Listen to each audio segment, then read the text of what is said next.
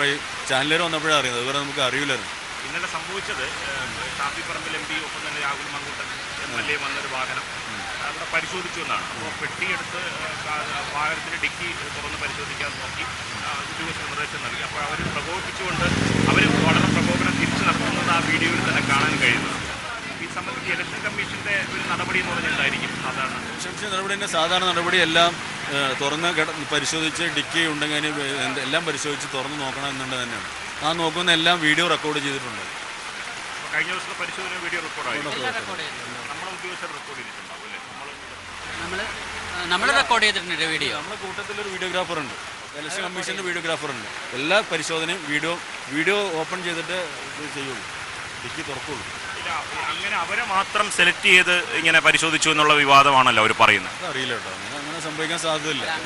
ഇന്ന് രാവിലെ തന്നെ വഹാബ് MPയുടെ വണ്ടി ചെക്ക് ചെയ്തിട്ടുണ്ട്, K. രാധാകൃഷ്ണൻ MPയുടെ ചെക്ക് ചെയ്തിട്ടുണ്ട്. അങ്ങനെ ഒരുപാട് MLA